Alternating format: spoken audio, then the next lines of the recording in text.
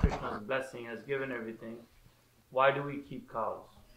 И вот вопрос, как мы начали это дело. У нас в том случае, когда Кришна по его благословению нам дал все, а я просто от себя скажу, что у преданных довольно-таки успешно все материально, им не нужно было вообще этого делать, почему они решили заниматься коровами? One day, I was talking to my Guru Maharaj. I asked Guru Maharaj, what are we still lacking? We're chanting, we're following the four regulated principles, we are taking Sharanagati of your lotus feet. What are we still missing? И вот в беседе с Гуру Махараджем я спрашивал, вот что нам еще не хватает. У нас есть воспевание, у нас есть следование 4 регулирующим принципам, и у нас есть шаранагати, то есть предание.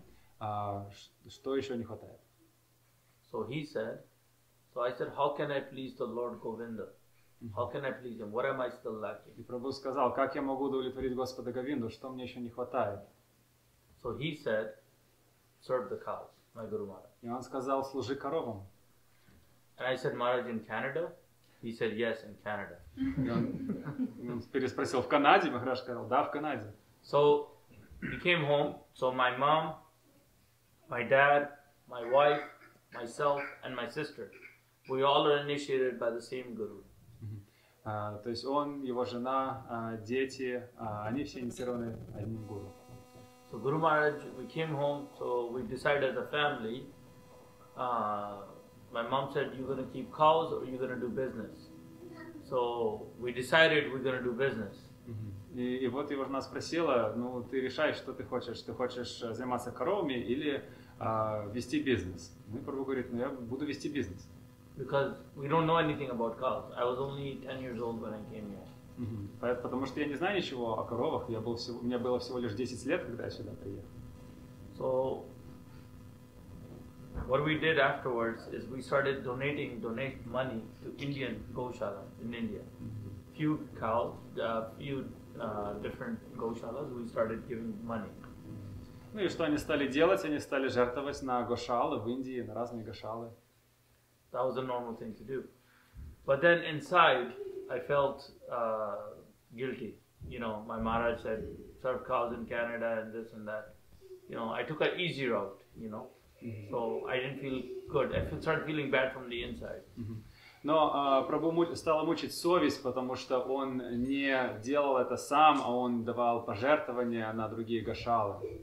So then I started going to the dairy farms here. И он стал ходить на молочные фермы здесь, в Канаде, чтобы служить коровам.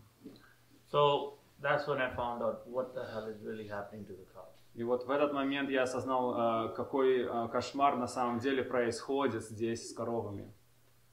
And then a couple of things happened in my life. Krishna played some leela, you know, to do with cows. I couldn't save them. Rupa and Sanatan, when they were here. Sorry. When Rupa and Sanatan, they were here, we had an opportunity to save some cows. We were not able to. So they were sent to slaughter. So then we got the farm and everything. This is where we are as of today. Да, и были какие-то разные ситуации в жизни, где Прабху пытался спасти коров там совместно с другими преданными. Здесь были такие преданные Рупа и Санатана, и они пытались вместе выкупать коров, чтобы их спасать с скотобойни, но так или иначе все равно это не получилось сделать. Там были некоторые трудности помимо, то есть не финансовые, а другие. И поэтому в итоге Прабху начал эту ферму здесь и сам. So that's the main gist of why we got into what we got into. But at the end of the day, serving cows is very, very pleasing. And then we got the cows in 2016. We bought the land in 2015. The cows came in 2016. Now we've been serving cows for 7 years. И это так, как мы здесь начали, это я рассказал, как мы начали это, но так или иначе служение коровам, оно очень удовлетворяющее. И мы эту землю купили в 2015 году, а коров в 2016, то есть уже 7 лет мы служим коровам здесь. So 7 years, we don't allow anybody to come here. We think, as a family, we're sufficient enough to take care of cows. You take care only by yourself without any help? Without any help, but even outside, we don't open any door for people to come. We keep our door closed. As a family, we have a business, we keep cows. So we thought financially and physically, we can keep cows without any support from outside. И в течение 7 лет они только сами занимались этой фермой, они никого не пускали извне, они никакую помощь тоже не брали, они только сами занимались коровами, и финансово сами это все поддерживали, и никакой помощи они не брали, не спрашивали. But after 7 years, as the kids get older, we're thinking it's not a good proposition for the cows, for us, and the community. Everybody loses if we keep our doors closed. So we decide this year, in May 1st is when we first open our doors. И в течение 7 лет они, двери были закрыты как бы для всех, и сейчас уже как дети стали подрастать, и они пришли к такому осознанию, что это не принесет блага или пользы ни коровам, ни им как семье, ни общине, то есть нету этого взаимодействия. Поэтому они решили с этого года, с мая месяца, открыть двери для общих, для публики. Yeah. So this is where I just wanted to give you a good introduction as to how we got into it, where we are as of today. Now, Yashumati, she'll take over from here, explaining what our future plans are, how do we plan to execute that, and how we're going to be doing that. Unfortunately, me personally, she's very knowledgeable. She'll let you guys know, answer all the questions you have. I'm going to a temple. There's a yagya that's happening, so I will be going there. But I welcome you all, and I hope you guys come back again and again. One day we can just have a kirtan, without anything. But today is important that everybody get to understand what we're doing. This is not something we woke up. That's the most important thing. That this was given to us by Guru Maharaj, by Srila Prabhupada's mercy. He gave us this, right? So we welcome all you, everyone here, and we feel that please bless us that we keep on serving other cows. So I will take all your guys' leave. Okay? Thank you.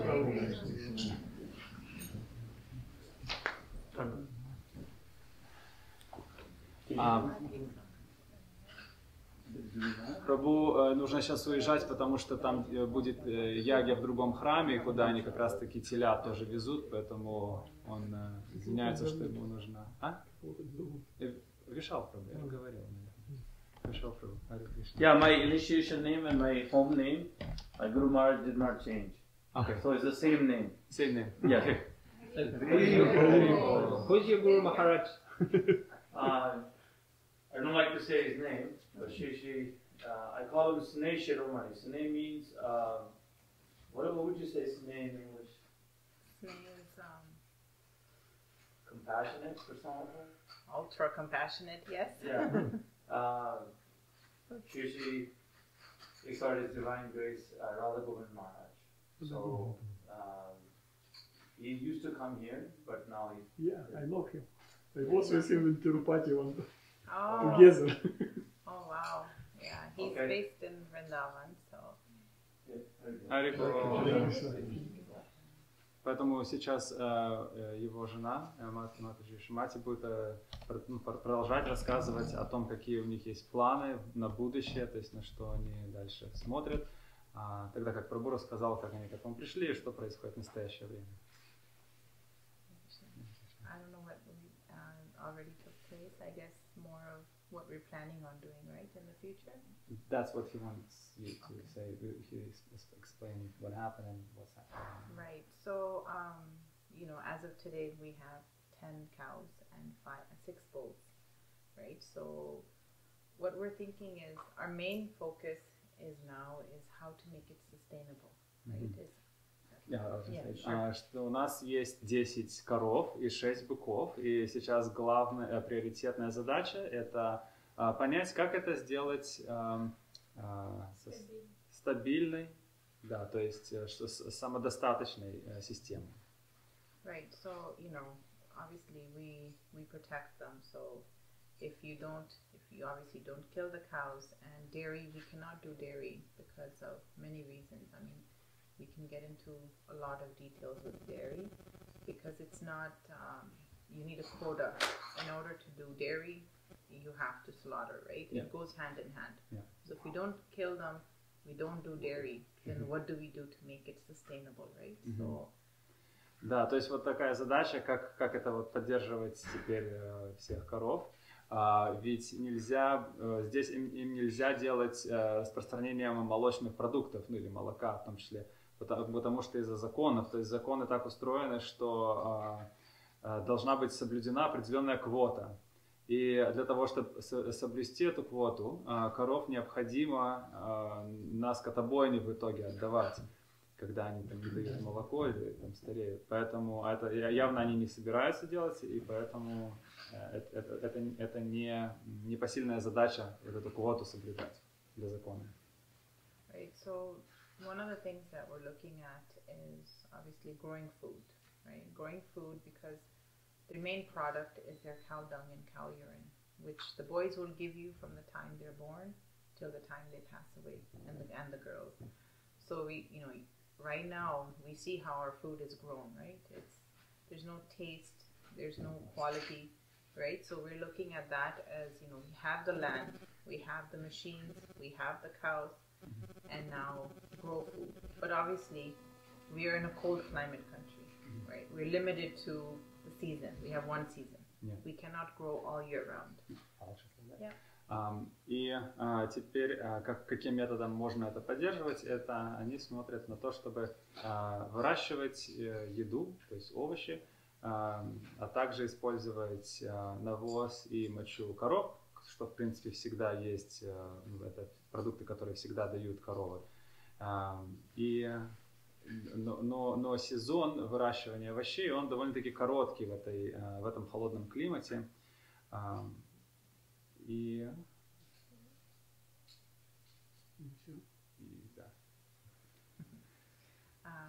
So yeah, we're looking at it's growing food. Like for example, grains is one big one, right? We all eat grains, whether it's rotis or we make pasta out of that. So grains is a big deal that you can grow in land. We actually bought a combine that we're able to plant the wheat and we're able to harvest that. And using the cow dung as a fertilizer instead of getting chemical fertilizer or inorganic. Unfortunately, they use the slaughterhouse waste and the fish meal as fertilizer, right? So we can use the cow dung that we have lots of, and that's your nutrition for the earth to grow good food. Да, и до этого Матри говорила, что еду, которую мы едим, вы, наверное, заметили, что она не имеет такого вкуса. Вот. И отчасти это также от того, что те удобрения, которые используются на выращивание этой еды, это обычно эти отбросы этих скотобоин, то есть это перемолотые вот эти кости, мясо, вот это вот то, что результат убийства коров. То есть вот этим удобряют по большей части, тогда как здесь они планируют использовать навоз, коровий навоз в качестве удобрения и никаких химикатов, никаких этих вредных веществ. И также зерно является очень важной частью нашей жизни, и они поэтому тоже купили комбайн для того, чтобы можно было сеять пшено, если я правильно понимаю, и пшеницу, и собирать для того, чтобы потом дальше делать муку. And the other ways that we're looking at is these days with mental health on the rise.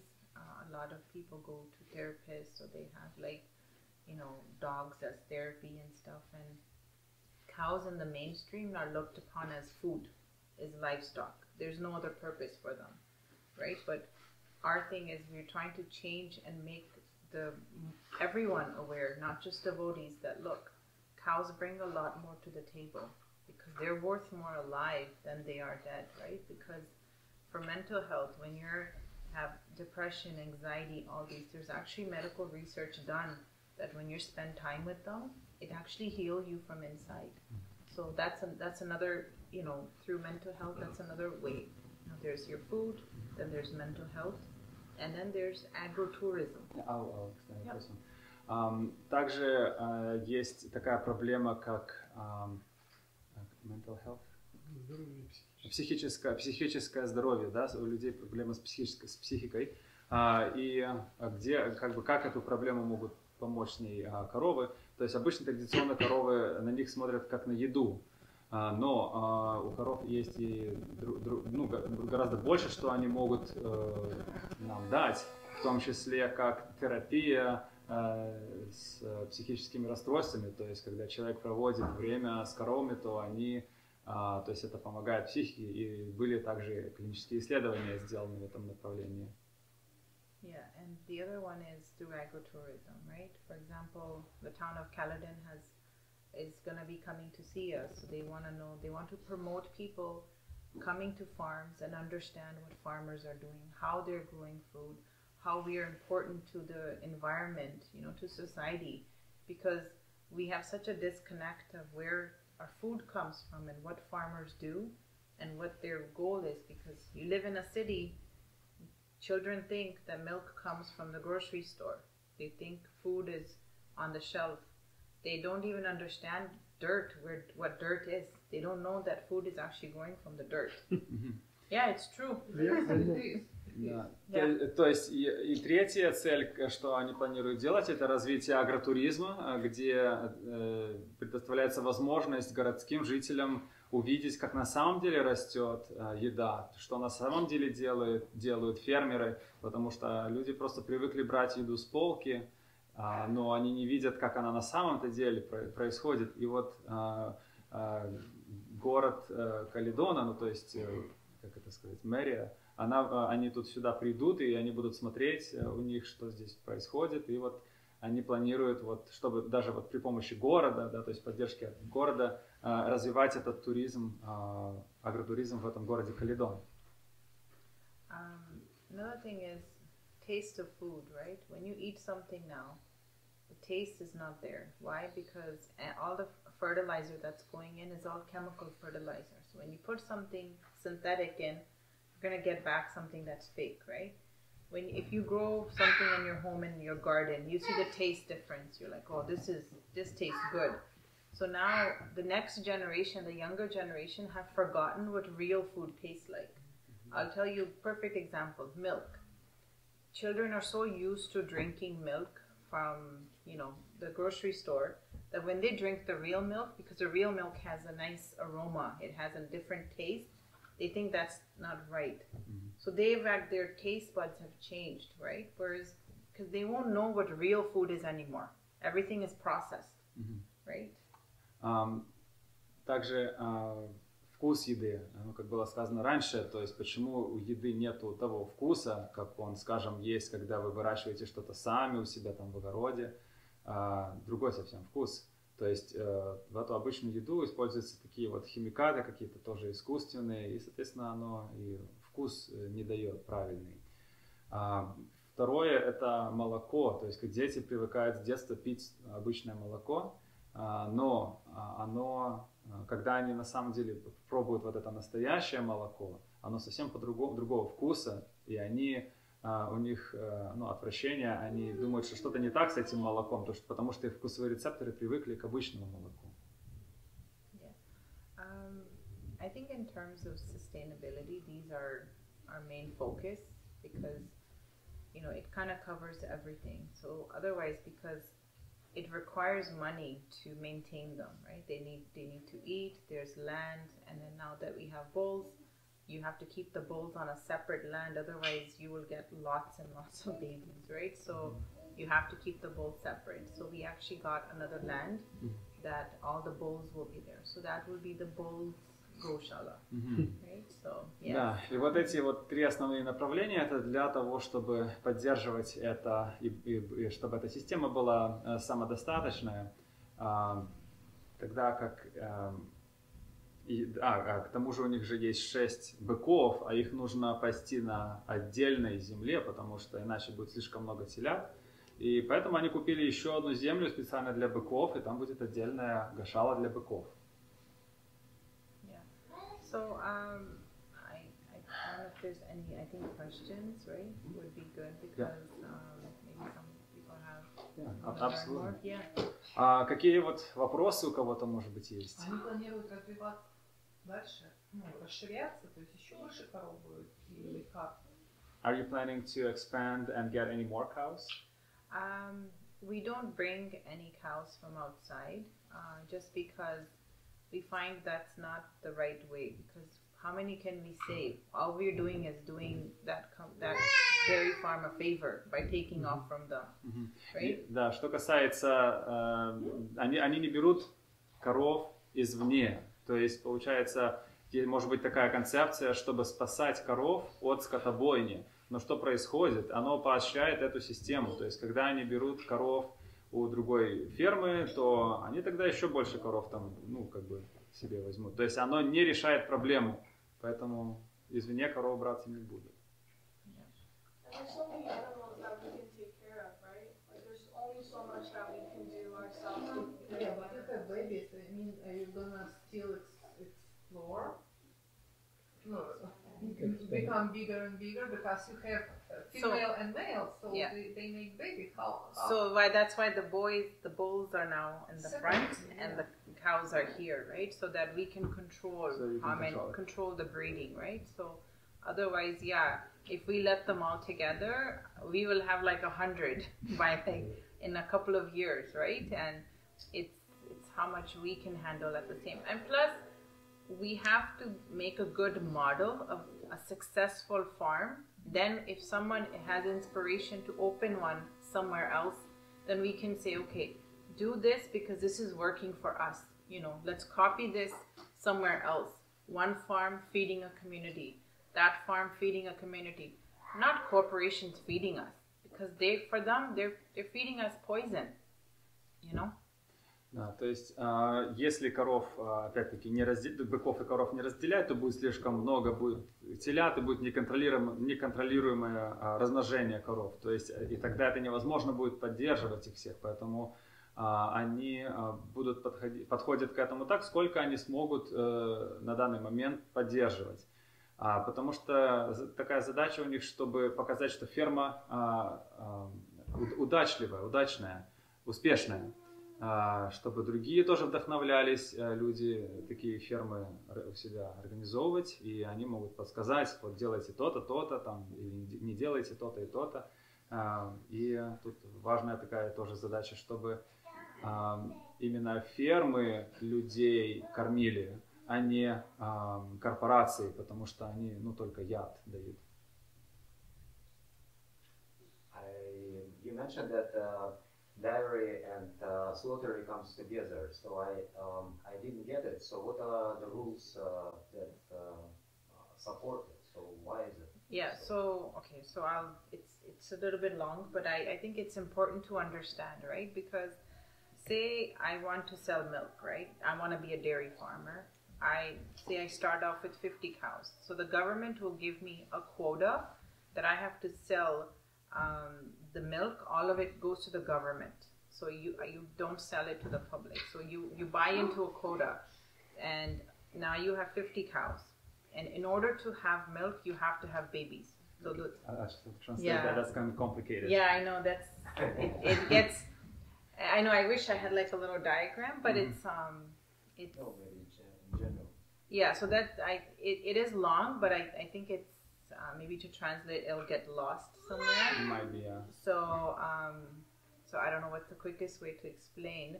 So you have to buy into a quota. That's why maybe explain like that. So buy a quota, and say each cow gives you 10 liters a day, and at the end of the month I'm required to give, I'm just giving a number, like 1,000 liters every month I have to give to government.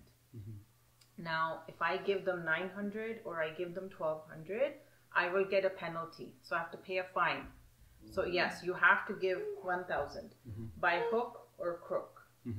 То есть вопрос был в том, что молочная индустрия и мясная, то есть где коров на скотобойне отправляют, они как бы идут нога в ногу, то есть почему, где связь?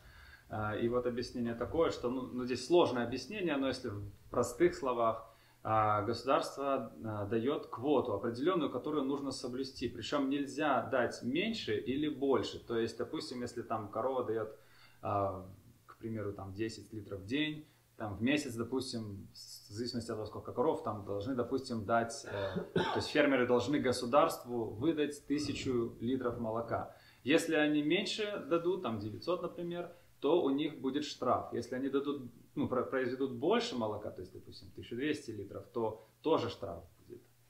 Right. So then that's year one. Now year two, because after 1 year the milk quantity goes down from the cow. Now you have to have 50 more babies next year. So now how much land you have? So every year you do the math, right? 50.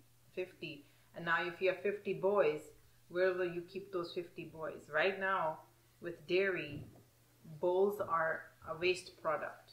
They're just automatically gone to slaughter, right? То есть потом это первый год, да, допустим, мы справились, а второй, дальше третий, там такая же квота будет, но и получается, что коровы уже во второй год и так далее уже не будут столько молока давать, то есть нужно, чтобы были телята, это означает, что нужно больше телят иметь, то есть, и посчитайте, насколько много нужно каждый раз помножать, чтобы были эти телята, и в такой ситуации быки становятся просто абсолютно невостребованным и даже препятствием, поэтому их вот поэтому на скотобойне убирают. So what dairy farms then do, those 50 boys, they're gone, so your land is okay. Now if half of them are girls, then they're raised for milk, right? And then again, year 3, year 4, you have no more land left now. So then what will you do? So in order, they have designed the dairy system, in order to be in dairy, you have to slaughter cows. You don't have choice unless you have thousands and thousands of acres where someone can take care. And imagine the price of that milk. Right now, the government subsidizes the milk that we are getting. The government pays the farmers per liter. I don't know the number off by hand, but in order for the milk to be affordable, the government has to pay the farmer. So it's not a sustainable business.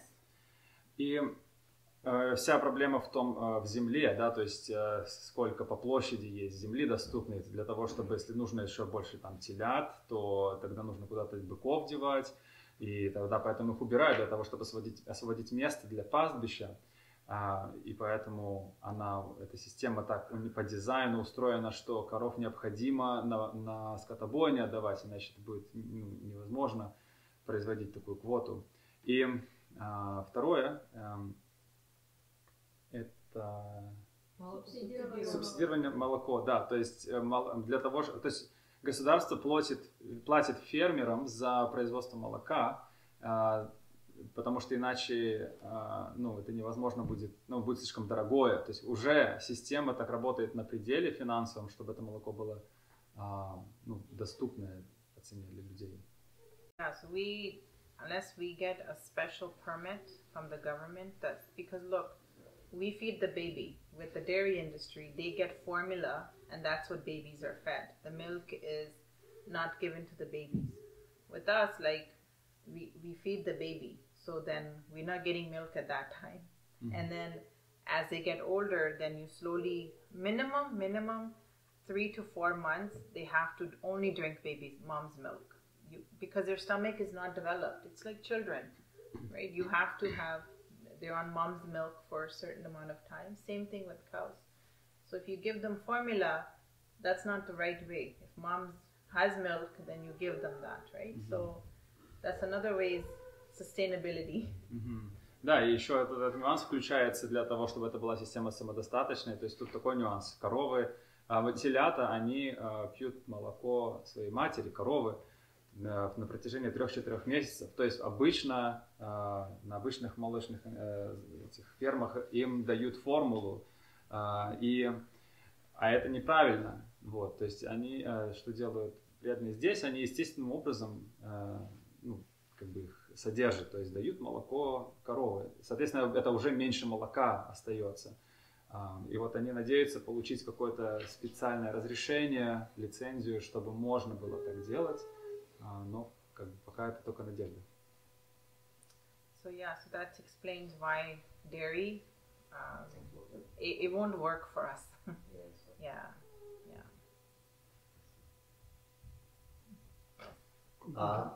In comparison, like how much the cow gives milk and versus how much the cow consumes, like what is the proportion? So right now what we've noticed in the 7 years is first each cow is a little different, but on average usually they one side like 2 teats for baby. At the beginning only one baby can only drink from one because it gets full and can't drink more. So then after like a couple of weeks then they start drinking more. So any of like the acharyas or any gurus that we have spoken with, even Lord Krishna used to milk the cows and consume milk, because some people say, well, milk is all for baby, right? And you say, well, Lord Krishna was not vegan, right? He did not, he consumed dairy. So, but he did not steal from the baby's milk, right? So make sure baby is full and content, and then you take. So the most amount of milk you get is after 3 to 4 months when the baby's grown and is eating grass and everything else, and that time then you take. But at the beginning you get maybe, I think we get like maybe 40%, 60% baby drinks it. Yeah, so that's a fair number. Yes. То есть вопрос был какое процентное соотношение молока, которое получает теленок и которое может получить дальше лишнее, то есть лишнее молоко. И то есть примерно 60% идет теленку и 40% остается лишним, которое можно использовать. So even if it's bulls, the baby bulls or the baby girls, they get the same amount. We don't like say, oh, because girl we need to, we have, our first thing is, it's a service attitude. We have to serve them, not that they're serving us, right? So that's the first thing, right? They have, milk only comes because baby's there. If you don't give baby, then why are we doing what we are doing? You might as well just do what everyone else is doing, right? It's our focus is a service attitude. То есть первичное настроение здесь это настроение служения, чтобы мы служим коровам, а не наоборот. То есть молоко-то появилось почему? Потому что телята появились. Они первостепенная причина появления молока. Поэтому в первую очередь важно им дать это молоко. So the vegan argument that you take away from the cow is not sustainable. Like it's not. So I think because in the commercial, they are right. In the commercial dairy system, they do steal the baby's milk. Because they don't give the baby milk. They give them formula, right? Whereas we don't, because we're not a commercial dairy farm. So with us, any milk that we get, we know baby's full, content, then we take, right? Whereas in the commercial dairy, yes, you are stealing the baby's milk. So their argument in that way is correct. Yes. Есть аргумент веганов такой, что молоко, вы воруете молоко у телят, да, которым оно, в принципе, принадлежит в первую очередь. И по сути это, надо же отвечать, что это так и есть в традиционной молочной индустрии, где все молоко забирается у телят и им дается только формула. Но на этой ферме здесь не так, они дают в первую очередь все молоко телятам, и что остается, они используют.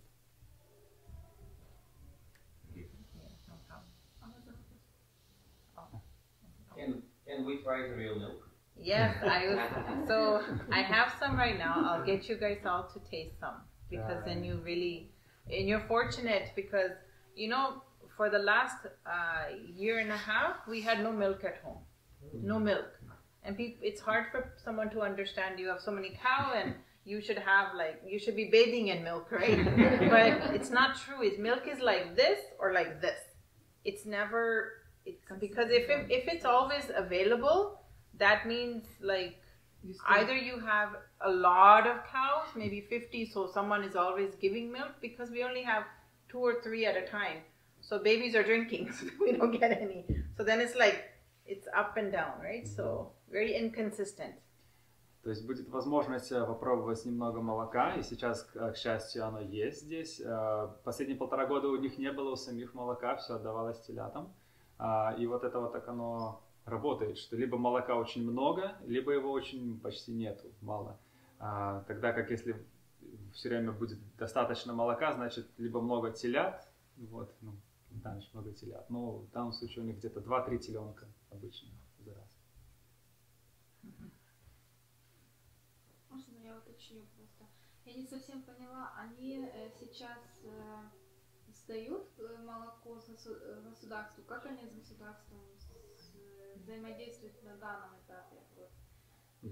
So she would like to clarify, since you explained how the government has certain quota to fill, Yeah. how do you deal with this? Do you have to give any milk to government, or what do you do? No, because we are not a registered dairy farm, so we can consume. Like, you're here as guest, I can give you no problem, but the milk cannot leave the property because it's actually a criminal offense. Mm-hmm. It is so sad what they're doing, because I feel they don't want you to look at a cow and fall in love with a cow, because then you will no longer want to eat it. So that destroys their whole business model of cow slaughter, right? And that's what they promote. So we're not required to even tell the government how many cows I have. We have no requirement, because we're a hobby farm. We're not a registered dairy farm, so we don't have those restrictions. То есть на этой ферме нету зарегистрированности, то есть они не зарегистрированы как молочная ферма, то есть они не обязаны докладывать государству ни о чем. Но одновременно с этим они не имеют права распространять молоко, то есть они могут, как семья, сами потреблять это молоко, а также давать его гостям. Но молоко не может по закону покидать пределы этой территории, и иначе это будет даже криминальным нарушением. И это сделано потому, что вот государство хочет, чтобы люди не имели вот эту связь с коровами, чтобы оно было настолько дистанционно, чтобы вот это мясопроизводство... Люди полюбят коров, да, они не захотят потреблять. Да.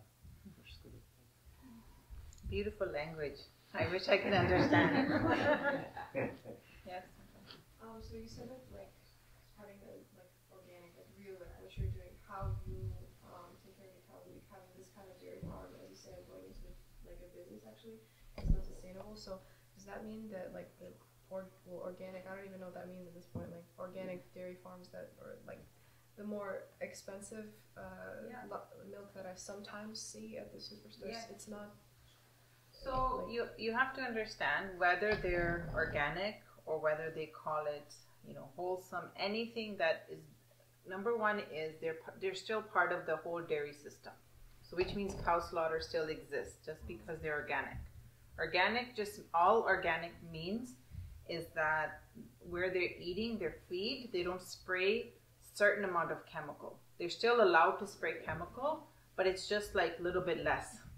That the term organic is like that. So don't let the word organic fool you, because our farm, we were like, we should certify our farm as organic, and we did the application, everything, and I asked, and I said, how often do you come and check if I'm doing everything correct? They said, maybe one time a year, and I just have to send them a label of something that, I'm using this. But I can put anything on the ground. They don't check. So you're telling me that a corporation that's there to make money, they're going to spend that extra on the organic, but it's more of a paper trail. It really is. And So if it's an organic dairy farm, that's all that means is they're still taking the milk from the baby. They're still slaughtering them. They're still doing all that. All it is their feed, instead of having 100% chemical, they'll have like only maybe 30% chemical and 70% just what the cow's eating. That's it. That's the only difference. So there aren't any like... So what we call is non-violence, slaughter-free, like, wholesome like that. There is no farm like that. So there's no real milk? No. Anyway. No, there is. Unfortunately, I know it's a sad reality that, that we're faced with, and it's because there's no family farms, right? It's companies growing our food. Yeah. Я сейчас переведу вкратце просто. Если кому-то перевести, если давайте переведу. То есть вопрос был есть такое молоко, как органическое молоко, да, то есть вопрос в чем его отличие тогда от обычного. И Матаджи рассказывает, что по сути они просто могут меньше использовать каких-то химикатов для травы, которую ест корова. То есть, может быть, там они на 70% меньше этих химикатов используют и всего лишь, но по сути оно все равно не является неубийственной, то есть они все равно на скотобойне отправляют коров, все равно телятам не дается молоко, то есть все равно те же условия, просто это такая, и как бы сам процесс контроля тоже не сильно строгий, то есть раз в год, может быть, государство там проверит по каким-то бумажкам, что корпорация соблюдает какие-то там вот эти вот условия и все, то есть по сути это не намного лучше, чем обычное молоко. Yeah, I feel it. I know. My wife is PhD in agriculture, and I know it's right. Yeah, I mean, it's so getting real milk is a luxury. It is like very rare, very, very rare. So we're very fortunate, and you're all very fortunate today that you'll get to actually smell and taste what real milk tastes like. Can you come every day? Start the morning. You know what?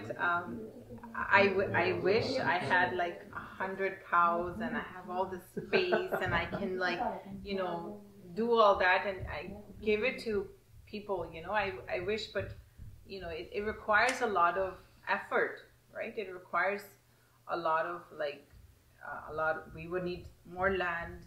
More all that. So that's why, 16 number is manageable for us, right? As soon as you get over that, then each baby is like, now right now, my kids are, my daughter, she knows how to milk the cow, right?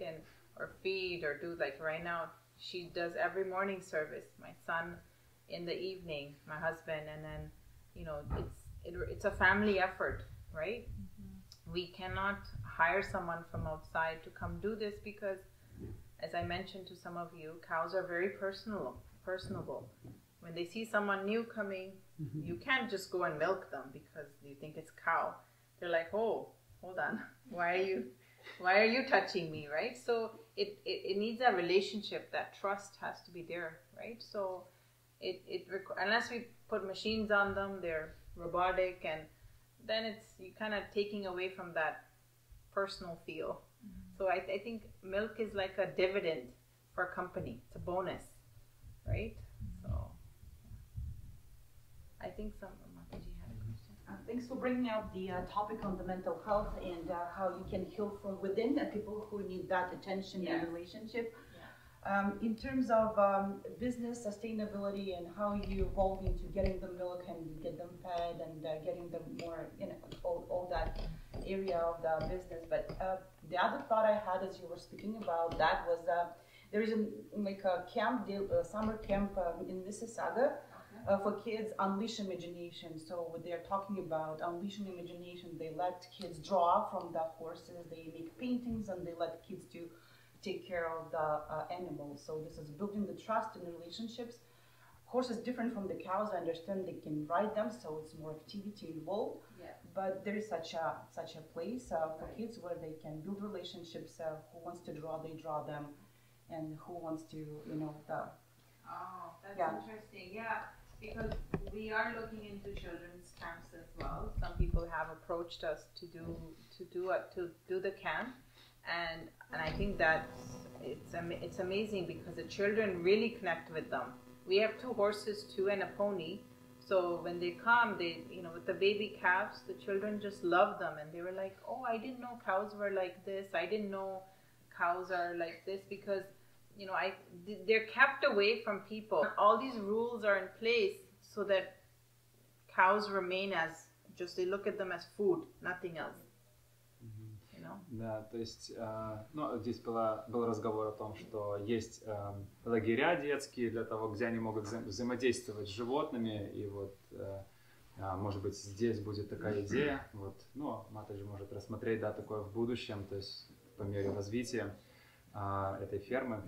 И на самом деле, вот она еще говорит, что животные очень отграждены от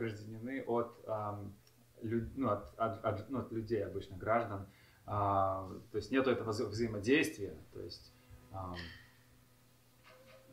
Normally for farms to have camps, sometimes they're a little more relaxed, sometimes. So I'll look into it, but for sure, we do have some educators in the community that would not mind doing it as a like Vedic roots Montessori, right, school. So we had 40 children here a couple of weeks ago, so they were just mesmerized. They were taking cow dung and making little patties and, you know, like really getting in there and understanding.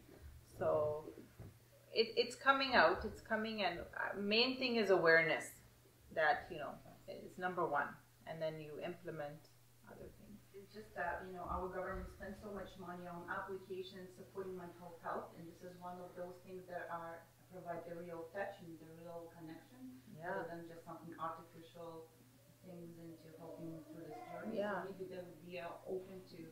Oh, absolutely. And I think number reason why people are getting all these mental health issues is because we're not connected to the land.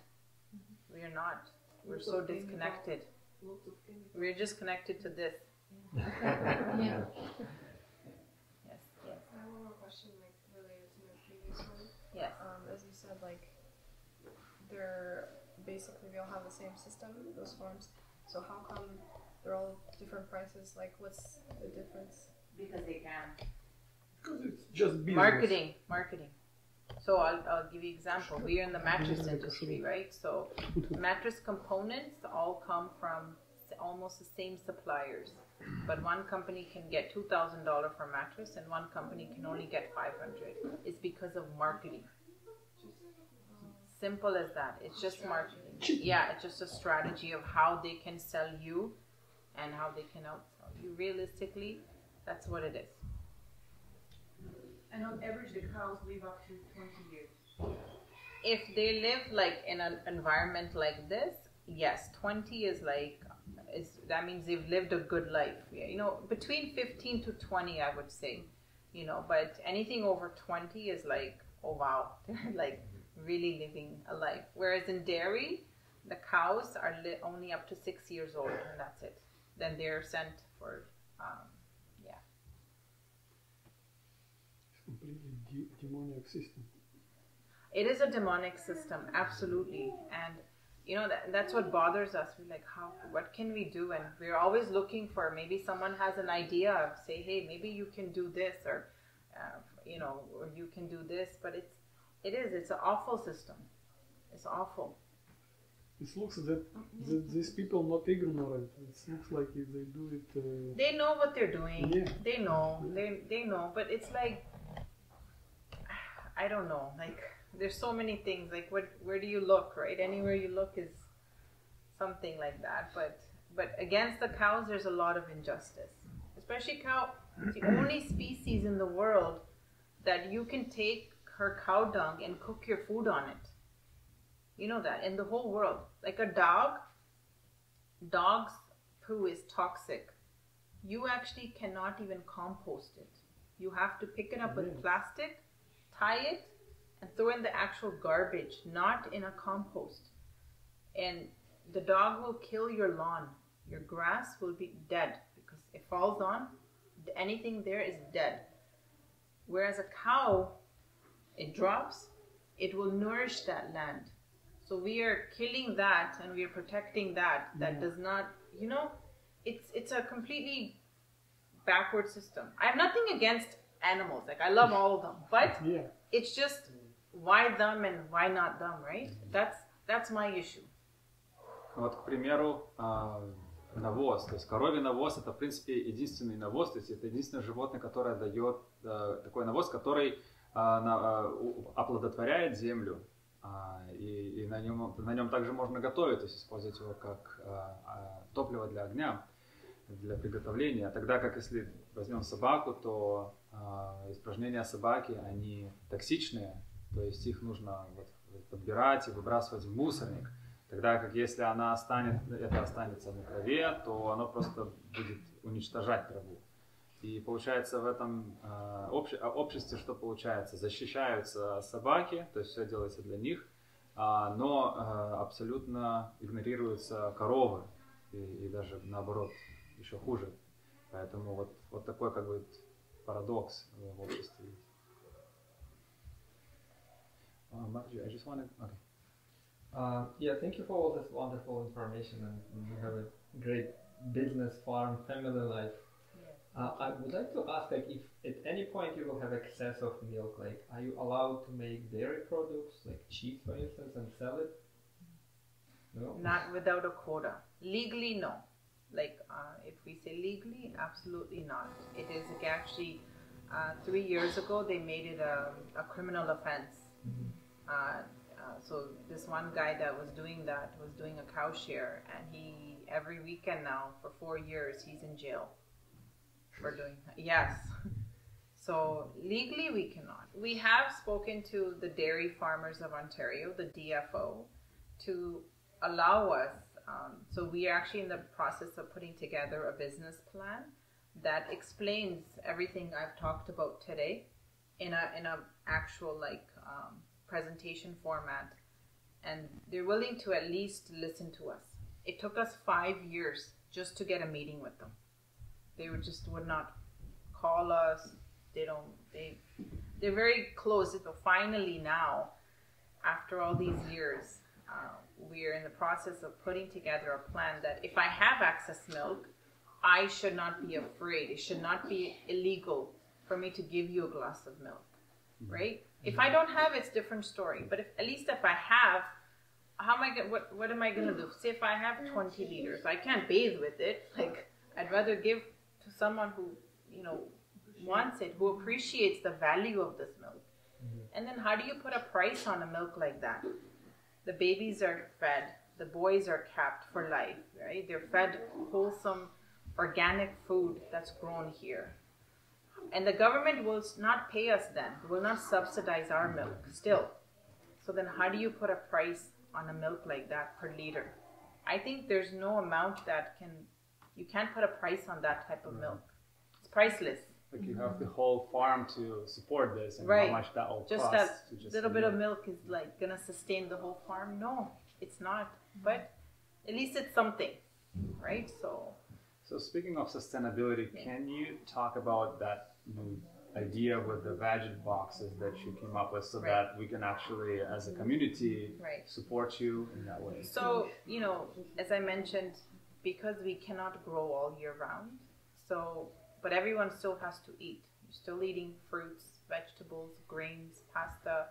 We all have to eat. So we were like, why not to come up with, it's almost like a grocery basket delivered to your home, right? On a weekly or bi-weekly or a monthly, where we put stuff in, some things that are grown here when we can, or some things that we process here. For example, the grain, there's local farms here. We call them hidden gems. Like one guy he has organic, really good spelt.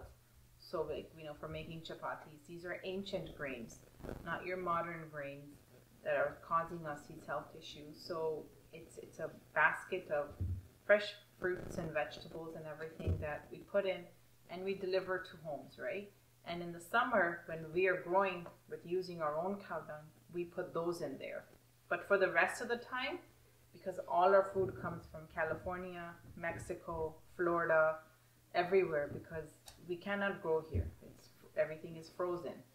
But we are putting up a 5,000 square foot greenhouse. So then we can grow at least quite a bit of food all year round. So then we can offer that. And that's one way of sustaining the farm, you know, so that you're able to get farm fresh whenever it's possible, even for us, because we could realistically in one basket was pineapple. We cannot grow pineapples here, but everyone still eats pineapple and bananas and mangoes, right? So, but it's like you're gonna get it from the grocery store. Why not get it from us so that you're supporting a cause? You have to look at beyond the veggie box. It's more of who are you supporting? You're supporting the cause, right? So that's one way that we're looking at as a start like this, and then along with the camps and, you know, visitors here, or like cow puja. Like there's over 200-300 temples in Toronto and not a single goshala here, where people can come to even feed, where people can come to even do puja, because, you know, when there's an auspicious or an inauspicious event that happens in a family, you're supposed to donate a cow, right? That's part of it's a custom, but you cannot do that here. You know, why, if they want to go to dairy farm and donate cow, you're just giving them money for nothing, right? It's not going towards a cause that's, you know, a good cause, right? So yeah, this is one of the ways that we're looking at. So, yes, please. Мне кажется, надо переводить. Перевести преданные? Да, конечно. It's pretty long, sorry. I'll do it short. So, вкратце, я спросил, как вот можно тогда нам как-то поддержать финансово, оказать поддержку этой ферме. И одной из как бы идей, которая у них сейчас вот есть, работающая идея, это подписаться на овощную корзину. То есть там не только овощи, там и какие-то зерна, там или мука, или чечевица, гранола, разные, вот оно чередуется. То есть они что-то берут от каких-то соседних ферм. Овощи, понятно, если круглый год, то они же не растут здесь. А овощи и фрукты, ягоды там, они будут как бы заказывать из южных штатов. Но когда короткий сезон, и также они планируют на 5000 квадратных футов построить теплицы, чтобы можно было круглый год что-то выращивать. То есть таким образом вот они доставляют на дом. То есть можно подписаться, и эта подписка может быть неделя, там, или каждые 2 недели, или раз в месяц. И вы будете получать эту вот корзину овощей, фруктов и вот дополнительное что-то типа зерновое. И можно на это смотреть не как на просто вот, ну сколько стоит эта вот корзина, выгодно мне или нет, то есть мне может дешевле в магазине купить там, но как на то, что это вы просто получаете что-то взамен на то, что вы поддерживаете финансово эту ферму, то есть это как бы такое взаимодействие, то есть это вместо того, чтобы они просто просили у вас пожертвования, да, на ферму, на корову, ничего не давали взамен. И, ну, как бы более лучший вариант, это когда они вам что-то предлагают, то есть доставку вот этих вот овощей. А есть ли где-нибудь в какой-нибудь стране или в Индии примеры, где правильно относятся к коровам, но в промышленных масштабах вот производят правильное молоко? So, we talked about the problems the government makes us with the law to this cow industry here in Canada. But do you know any examples of other countries where cows are treated properly on the industry-wide level? There is no country like that. Might be certain farms like in the US. I heard in Cuba, if you kill cow, you go to prison 15 years. I don't know of any person. If there's one, I don't know. But like in the US, for example, if it's run by like under ISKCON, like, you know, there's, you know, Gita Nagari, again, they don't kill cows. So there's like one farm in all of United States, right? And then in Bhaktivedanta Manor in London, UK, there's one there. So I think it's only ones that are run by like institutions of like, a lot of them are within the Hare Krishna community or certain other temples, but those are like, they can only feed a few people, like a few community, right? But a commercialized, because I would say 80% of everything is commercialized. So that is, this is an international thing. And what about India? Same thing. Absolutely same thing. It's unless you know your neighbor that has cow is not killing. But again, If their neighbor has, the cow is tied up in his house, he's taking care, he's not going to kill cow. But if the cow has baby boy, where's that baby boy gone? On the street. He's not killing himself, right? But where's the baby boy going? He's kicking him out on the street? Absolutely. That's the reality. You didn't see in India? I saw, but I thought they're wild. Oh no. All the boys that you see, any cows that you see on the road, one is if they're old, no longer milking. Two is most of them are bulls, they're boys. Because boys, what they do is they take them and they leave them somewhere far because they will come crying back for the mom. Mom will go crying back for the baby. So they have to leave them somewhere that's far. I'm sorry, it's the reality that is there. So India is not, you cannot say that, because it's India and it's cow-loving country that there's no cow slaughter. India is the #1 beef exporter in the world because they don't eat it, but they're producing so many of them that they have to get rid of them. Even in Mathura, one of the biggest slaughterhouses in India. It doesn't matter what place in India, unless you're doing, I can only guarantee what I'm doing, right? I don't know, but all I know is they are #1 beef exporter for a reason. It's because milk is we consume so much milk in everything that we have, right? It's just like, you go everywhere, it's milk products. And you ever question, where is all this milk coming from? At what rate? At what cost?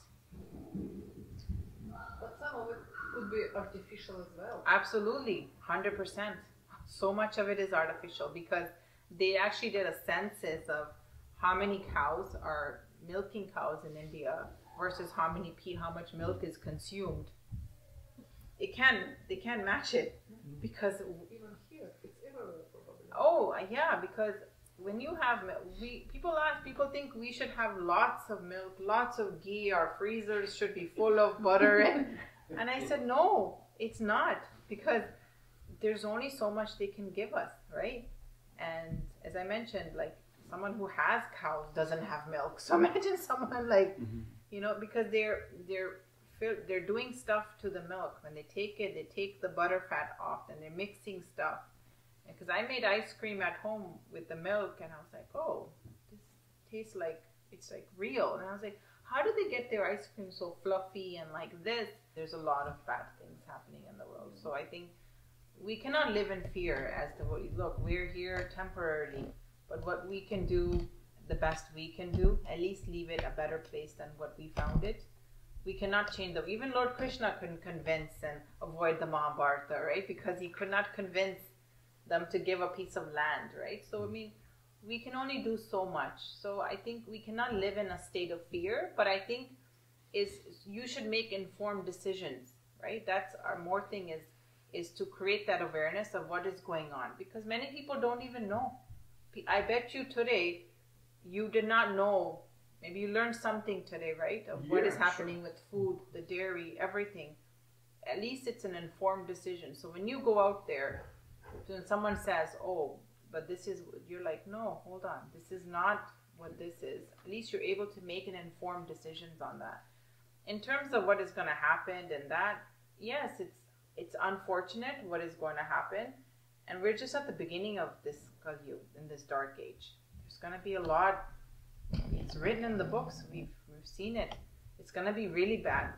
But what our weapon is our chanting, is our mantra. That will save us, right? Will take us, and hopefully we don't have to come back to this material world where it's full of misery, birth, old age, disease, and death, right? So that's our shield, right? Is our Lord, and He will take care of us, But I think we can't live in a state of fear. Yeah, but I think like we feel sorry, we feel compassionate towards like that. I feel sorry for the next generation, but we can at least educate them and bring about awareness that they make informed decisions. That's why we're trying to make it sustainable, so that next generation can continue it. Right? You have to do this when you're a bit younger. As you get older, how much can you do, right? You physical bodily demands and everything else. So, but yeah, Okay. So chant Hare Krishna. Yeah, chant Hare Krishna. That's our weapon. That's our line of defense, right? So, and the rest will be taken care of. And то есть был вопрос о том, что как же жить теперь вот среди такого, вот мы сейчас получили информацию, и как бы можем жить в страхе, или что можно с этим сделать, учитывая, что мы очень мало что можем сделать. Но ответ такой, что сделать то, что в наших силах, то есть как бы, как говорится, то есть оставить после себя место в лучшем состоянии, чем оно было до нас, хотя бы на этом. То есть действовать локально, по силам. И нашей основной вообще защитой является повторение Харе Кришна Махамантры. Это то, что нас защитит, то, что позволит нам вернуться в духовный мир, чтобы не приходилось снова рождаться в этом материальном мире, полном страдания, вот, со всеми этими проблемами, что мы перечислили. То есть это вот то, для чего тоже мы в духовный мир стремимся вернуться. И поэтому воспевание Харе Кришна Махамантры — это наше главное средство. Hare Krishna.